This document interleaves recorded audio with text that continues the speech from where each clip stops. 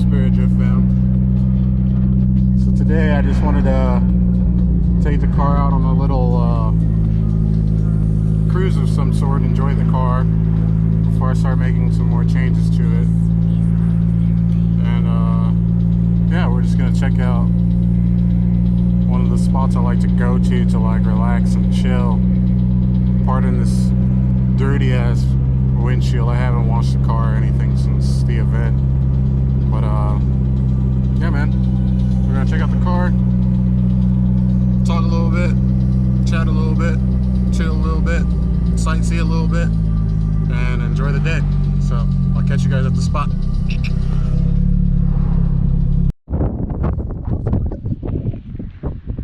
Oh, we almost made it there.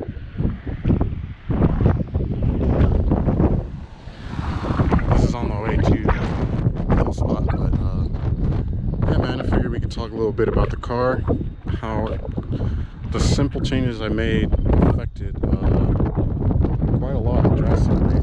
So being that, you know, we're sponsored by Artisan Wheels now, switching from 17s to 18s in the front, and then going from a smaller tire size to a bigger tire size, the body roll in the front changed like drastically. The aggression, I jumped like 20 mil tire size in the front, and it changed how the car transitions, changed how the car what's the word for it, the front aggression, the front grip.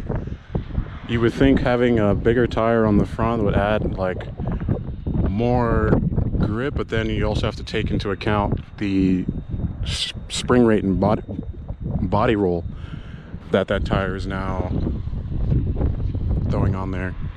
So something I got to work on for next year. Like you can see here, I don't know if you can see that, but that's how much roll, and I even went with more camber, but that's how much roll and body roll is happening now. So going from 17s to 18s and a bigger tire size, learned a lot about that. I probably should have stuck with 17s till after D1 because I was used to that for the whole entire year. But come on man, I just got sponsored by the fucking new wheel company. Of course I'm gonna put these bad boys on. So once I get the suspension back intact, some stiffer front springs,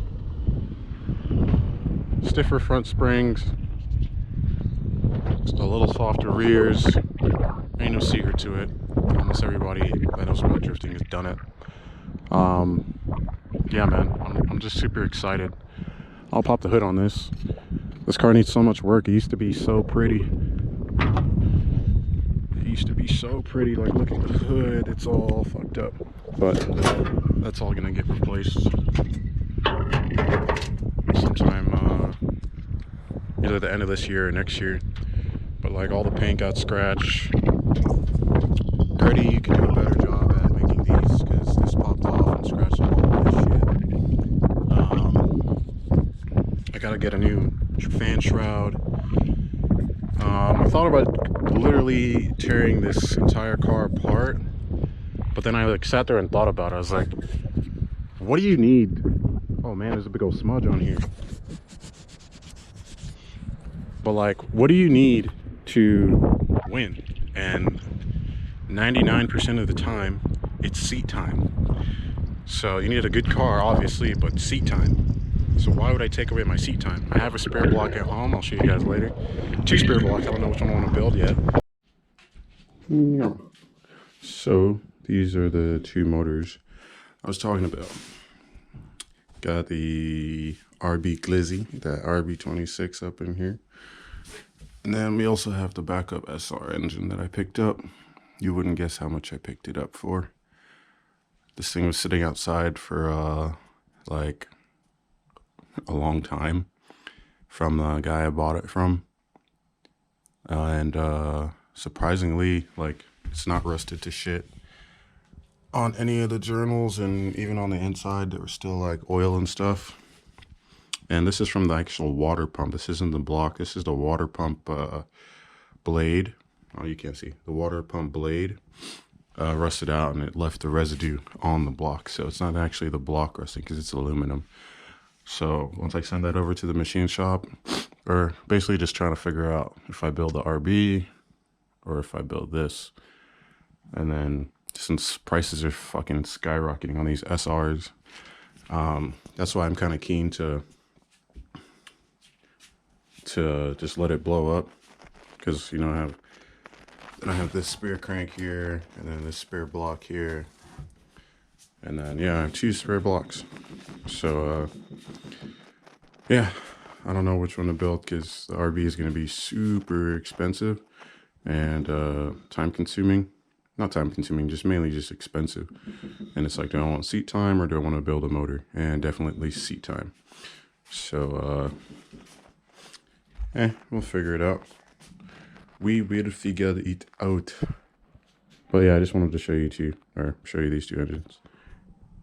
But yeah, seat time. So I'm just gonna rock this engine until the other engine is assembled, or until this blows, and then we'll send it. Another thing too is for Mobata, for Nico Circuit, the final gear that's in this car now. Oh man, it's super windy. Let me get inside here. Let me roll that window up too, cuz. But the final gear that's in the car now is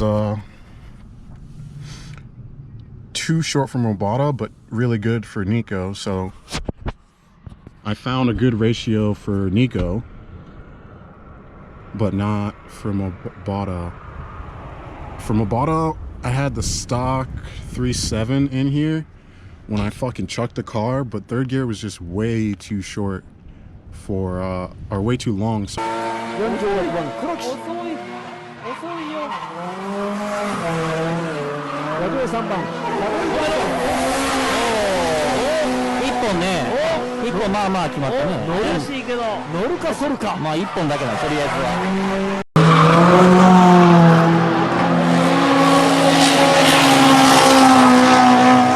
Sorry, it would cause the car to bog down. So you're on it in the outer zone, and then you flick to angle, and either you e-brake to slide a little bit more, or to correct your angle to point you towards the inner zone.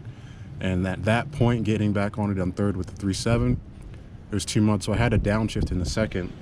So I think if we go up one more for Mobata, it should be the sauce, especially when I get the spring rates corrected. I thought about going back to 17s as well, which is a slight possibility with the wheel sponsor. I'm not going to say too much, but they're dropping some new for next year, so I'm excited for that, because with 17s, its tires are cheaper. The steering is a lot more lighter, and I don't know, the car just feels really good. Like at max angle, it feels really good. So you give and take with each different setup, but we'll figure it out, man. It's my first freaking D1 season, and I built this car from scratch, and I'm not a fan of locking myself out, so I'm gonna roll that window back down. I don't even want to take the chance. But yeah, it's my first D1 season. What the fuck is that?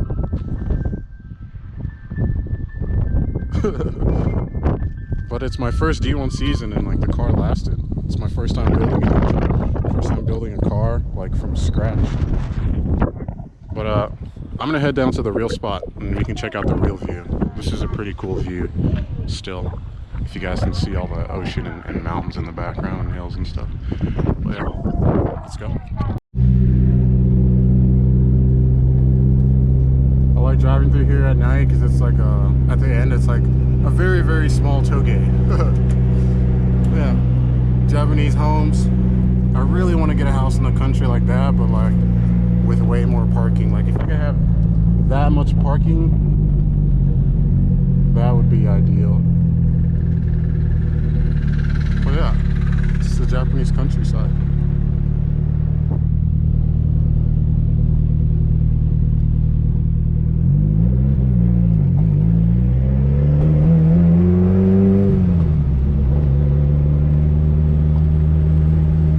And here's like where the mini toge starts.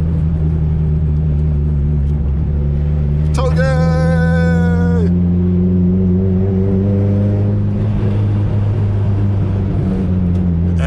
Finished.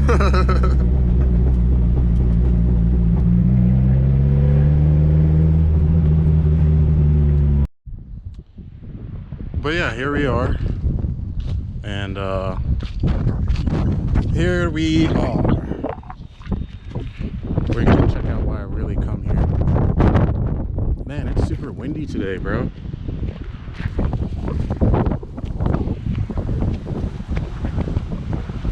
Yeah. So I just like to come down here and chill and think a lot about how far I came, because this is one of the spots that I literally prayed and asked for what I have now, so I gotta be thankful. Yeah, it's my little chill spot, man. Don't blow it up. But yeah, man, during the summer, you know, take a little thing over here, set up a little tent or something, you know, do your little thing. But yeah, man, I'm super grateful. It's my first year in D1, man, and I got better and I got better and I got better. So I just need to find a way to squeeze more money into my program so I can get more practice, with the proper setup, of course. But if I can get just a little bit more practice in, maybe like twice a month with the proper setup on that circuit, on that track, then I should be golden. Obviously, not every circuit I'll have access to because it's only open for drift events, but from Obata and Nico, can definitely squeeze some events in there. But yeah, man, I'm super grateful.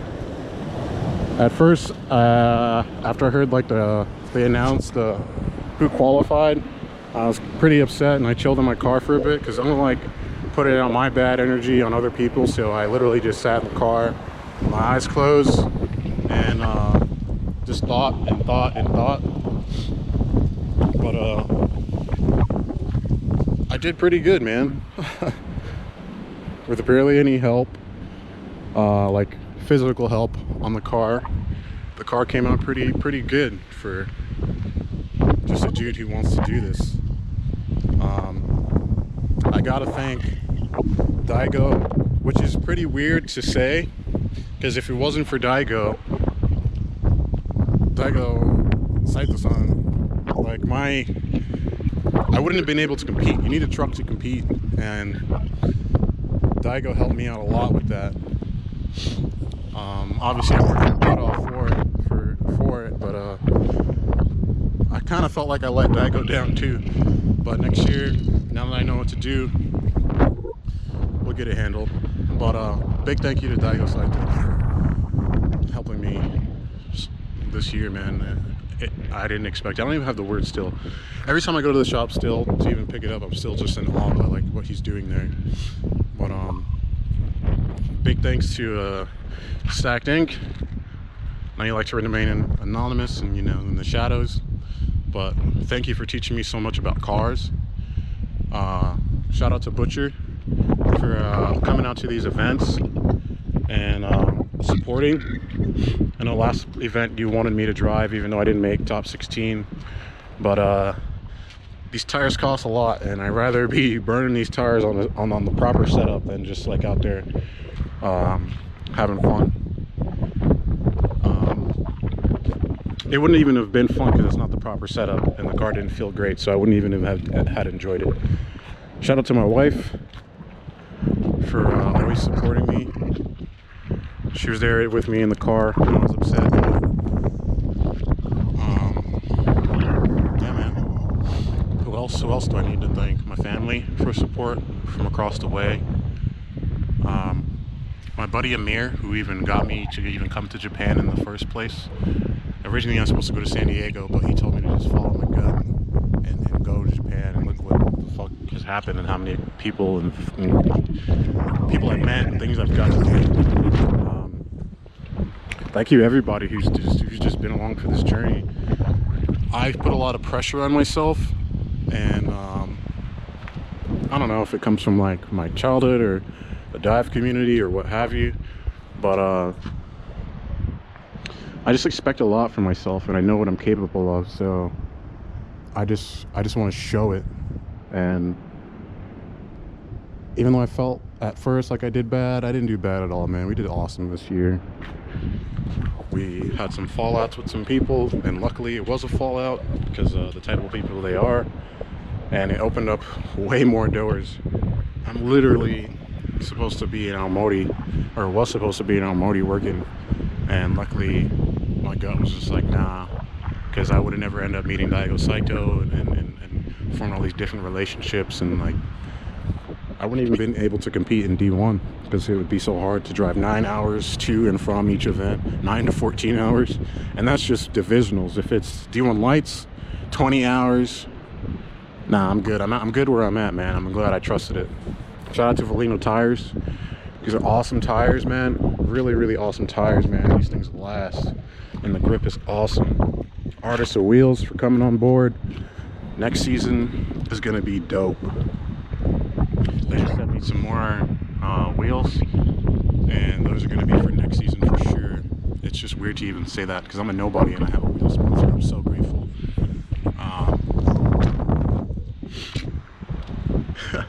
Naoki, you know, it's just even crazy to mention some of these names, man, because I'm a junior guppy in this. So yeah, this is the car, this is where it's at now, and hopefully we just take things to the next level next year. I'm gonna keep putting in that work, I'm gonna keep grinding, but till then I'm gonna enjoy the rest of this sunset behind me. And yeah, man, I will catch you guys later. From Japan with love, man. Y'all take care, and y'all keep chasing your dreams, man. Love you guys. Peace.